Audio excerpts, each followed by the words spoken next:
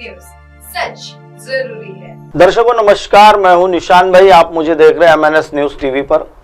आज मैं आपको सबसे एक हटके विषय लेके आया हूं। ना ही भ्रष्टाचार दिखाने वाला हूं, ना ही किसी योजना का खुलासा करने वाला हूं, ना ही किसी घोटाले का खुलासा करने वाला। आज मैं आपको राजनेताओं का किया हुआ जनता के साथ घोटाला दिखाने वाला हूं। दर्शकों, बहुत गंभीर और चिंतनीय विषय है। जनता समझ जाए या जनता समझदार बन जाए तो काफी अच्छा है, वरना जनता के आने वाले समय में हाल बेहाल होने वाले हैं। इस बेहाली को रोकने के लिए केवल और केवल जनता ही अपनी समझ से रोक सकती है, वरना दिन बहुत बुरे आने वाले हैं। दर्शकों, कल एक तुमसर विधानसभा क्षेत्र में बहुत बड़ी एक बड़े कद्दावर नेता की सभा लगाई गई थी। इस राज्य के उप मुख्यमंत्री अजित दादा पवार यह उस सभा में मौजूद थे। राष्ट्रवादी कांग्रेस पार्टी की ओर से सभा लगाई गई थी।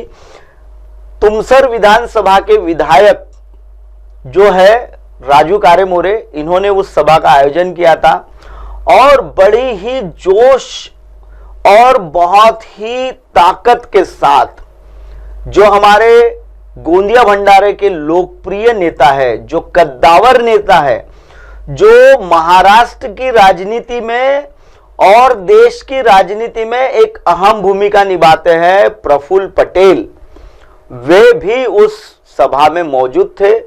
आखिर होंगे क्यों नहीं? पार्टी के कार्यकारी अध्यक्ष, राष्ट्रवादी कांग्रेस के कार्यकारी अध्यक्ष है प्रफुल्ल पटेल और अजित दादा पवार, जिनके नेतृत्व में महाराष्ट्र में आगामी समय में 288 सीटों में चुनाव होने वाले हैं और उसमें चुनाव लड़ने वाली है एनसीपी।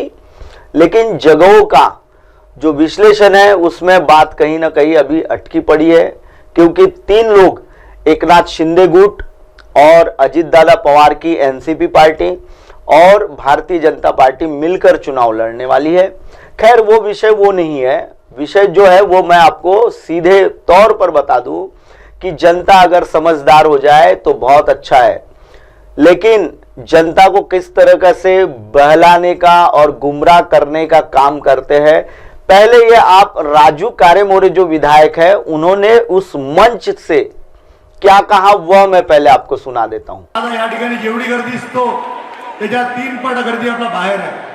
सर्व आपल्याला मानणारे आहेत, सन्माननीय प्रफुल्ल पटेल साहेबांना मानणारे आहेत आणि सर्व हे कामाची जाणीव ठेवणारे आहेत। सर्वांना अनुभव आहे या आपल्या क्षेत्रातील जनतेला, या क्षेत्रात काम करणारे विकास पुरुष कोण आहेत। आणि जैसा अभी जनता को मंच से संबोधित करते हुए राजू कारे मोरे ने बताया, ठीक ऐसे ही कुछ पल, ऐसे ही कुछ ये मैं आपको, जो राष्ट्रवादी कांग्रेस पार्टी के अध्यक्ष बने हुए हैं अजित दादा पवार और एनसीपी के बड़े कद्दावर नेता है और साथ ही वो राज्य के उप मुख्यमंत्री है, उन्होंने इस सभा में क्या कहा वह भी आप अभी देख लीजिए।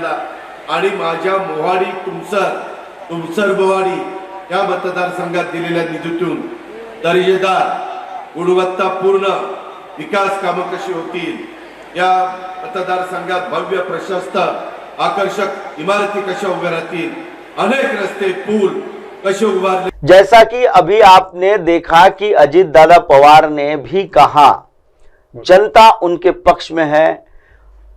थोड़ा मैं आपको इस जो रैली है, जन सम्मान यात्रा जो है, इसका थोड़ा सा आपको एक झलक दिखा देता हूं कि किस तरीके से कल एक गाड़ी में केवल अजित दादा पवार खड़े होकर जनता से मिलते हैं, ना ही उनके साथ में खड़े थे एनसीपी के कार्यकारी अध्यक्ष जो प्रफुल्ल पटेल है, वह भी नहीं थे और साथ ही साथ जो वहां के स्थानीय विधायक है वह भी नहीं खड़े थे।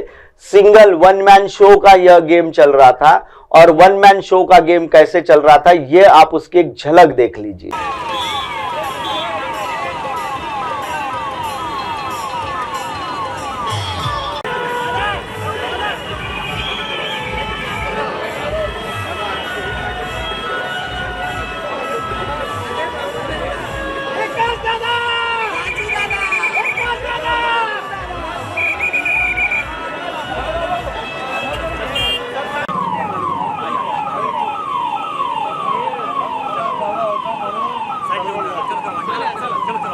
ये वन मैन शो का जो गेम था, ये गेम क्या था ये हमें भी नहीं पता चला, लेकिन कल अधिकतर चैनल जो थे वो लाइव भी थे, हमारे भी, आपने कल लाइव सीधा प्रसारण देखा है वहां का। लेकिन आपने जो सीधा प्रसारण देखा है या जो मीडिया ने आपको दिखाया है या हमने आपको दिखाया है वही आपने देखा है।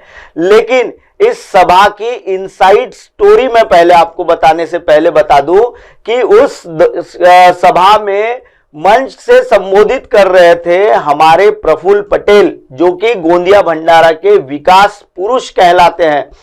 और प्रफुल्ल पटेल ऐसी एक शख्सियत है, ऐसी एक मिसाल है कि वह राज्य की राजनीति में शरद चंद्र पवार जैसा ही नेतृत्व रखते हैं और केंद्र की भी सत्ता में उनकी काफी पैठ बनी हुई है।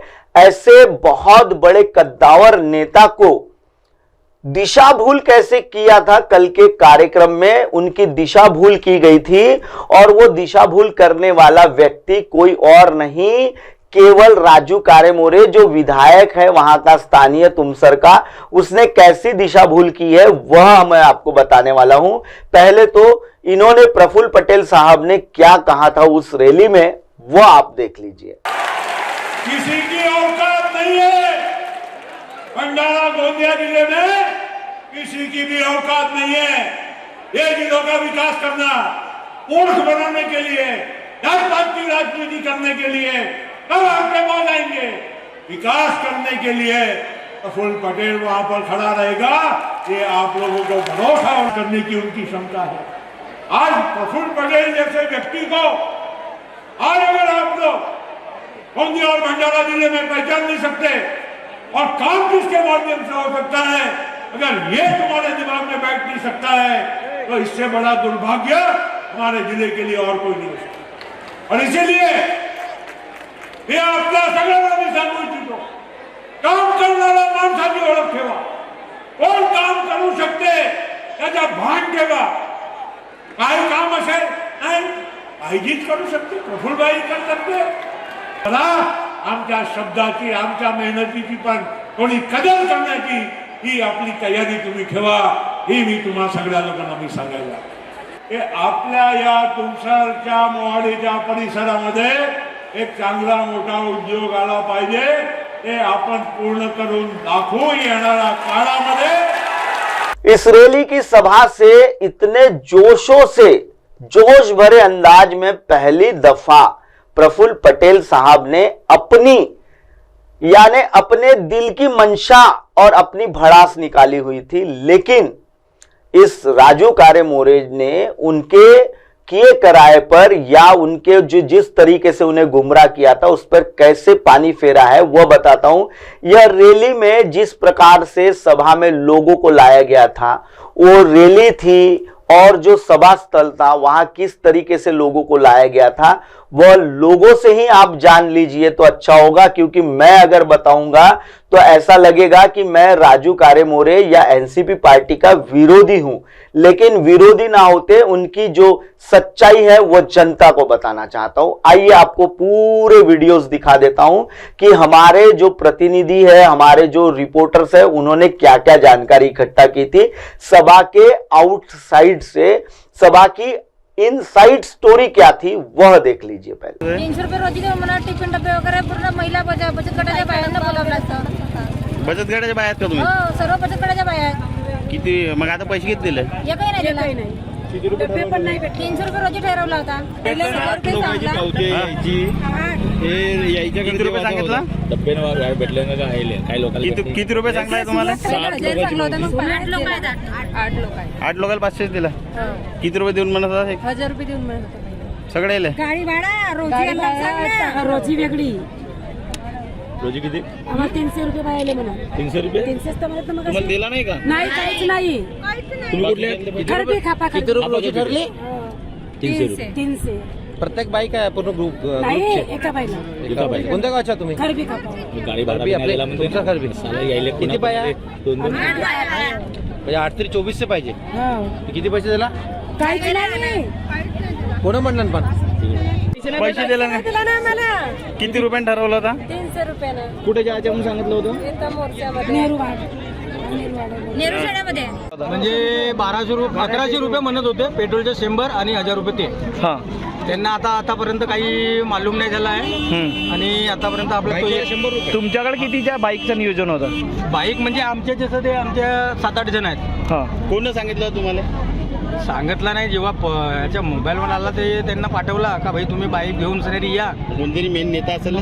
नाही त्यांच्या आमदार ऑफिस मी जा म्हटलं त्यांनी. हा त्यांचा जो दाखवतो आपला हा किती रुपये देणार होते? 600 रुपये गाडीवाला गाडी बाईकवाले. 2 जण आहेत ना रे, डबल 1200 रुपये 1100. तुमच्या कोणासोबत बोलणं झालं होतं? ते त्यांचे नाव मला माहित नाही, पण नंबर आहे असं त्यांच्या माझ्याकडे. काय म्हटलं?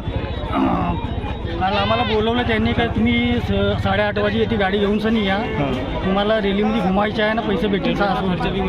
कोणत्या रॅलीमध्ये? कोणाची रॅली आहे? आपला राजभाऊ कारेमोरे. कोणाची? राजभाऊ कारेमोरे. आम्ही आपल्या पैशाने आला देतो म्हणत तो कोण काही नियोजन नाही केलं, काही नाही केलं. किती रुपये देईन म्हटलं? 600 रुपये देऊ म्हणला. पण आम्हाला काय नाही, पेट्रोल पाहिजे होते आम्हाला, जास्त नाही पाहिजे आम्हाला. तिथे तुम्हाला आपल्या बाईक नव्हतं. कोणत्या गावून आले? हिवरा. कोणा पैसे देईन म्हटलं होतं? कोण आहे कार्यकर्ते सांगत त्याची का तुम्हाला देतो जा. आपल्या पैसे पेट्रोल टाकला आम्ही आला आणि ती चेंज नाही तर मग आपला जे प्रतिबुक आहे हर गावाच्या काही किती वाजता आले? पाहिजे होता. किती वाजता आले? आम्ही 9 वाजता आलो इथे. कोणाच्या कार्यक्रमात? राजूभाऊच्या कार्यक्रमात अजितदादा पवार. म्हणजे अजित पवारचा कार्यक्रम होता. दर्शकों, आपने जो देखा ना ये नजारा वहां बहुत देर तक के चला। शरद पवार, प्रफुल्ल पटेल साहब और अजित दादा पवार जब वहां से चले गए थे, उसके बाद राजू कारेमोरे अपने कार्यालय में ये जो आपको अभी जो पासेस वगैरह दिखाई गई थी, इनका वो पैसा बांट रहे थे। लोगों को गाड़ियां लेकर आने पर उनके गाड़ी पर एक और अधिक आदमी बैठा रहेगा, ऐसी स्थिति में उन्हें 600 रुपए दिए गए। अब बताइए, महिलाओं को उन्होंने 300 रुपए के हिसाब से, महिला मंडल की जो महिला होती है, जो वहां स्थानीय लेवल पर जो गठ चलाती है, उन महिलाओं को तक के इन्होंने नहीं छोड़ा। पैसों से भीड़ इकट्ठा की गई थी और जो अजित दादा पवार साहब है और प्रफुल्ल पटेल साहब है, इनको गुमराह किया गया था। वह सभा में जिस प्रकार से भीड़ दिखाई गई थी, वो कोई एनसीपी राष्ट्रवादी कांग्रेस पार्टी के वोटर्स नहीं थे या पदाधिकारी नहीं थे, केवल उनके जो छोटे मोटे कार्यकर्ता है उन्होंने इकट्ठा की हुई भीड़ थी। दर्शकों, बने रहिएगा एमएनएस न्यूज पर। फिलहाल वक्त हो चला है एक ब्रेक का। ब्रेक से लौटने के बाद देखिएगा एनसीपी के और एक छोटे से नेता की मैं एक आपको इनसाइड स्टोरी बताऊंगा। बने रहिए एमएनएस न्यूज पर। क्या शराब और अन्य मादक पदार्थ आपकी जिंदगी को प्रभावित कर रहे हैं? क्या आपके परिवार की सुख शांति भंग हो रही है? चिंता की कोई बात नहीं। नवदृष्टि व्यसन मुक्ति केंद्र आपकी मदद के लिए यहाँ है। हम नागपुर के सबसे अनुभवी व्यसन मुक्ति केंद्र में शराबियों की मदद कर रहे हैं, जिनकी शराब की लत अब समाप्त हो चुकी है। हम हर संभव सहायता प्रदान करते हैं ताकि आप नशे की लत से मुक्ति पा सकें।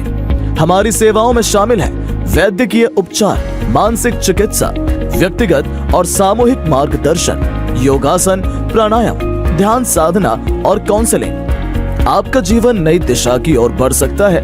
नवदृष्टि व्यसन मुक्ति केंद्र पर आज ही संपर्क करें और एक नई शुरुआत की ओर कदम बढ़ाएं। संपर्क करें भिलगांव कामठी रोड, नागपुर 7020844633 या फिर 9765236768।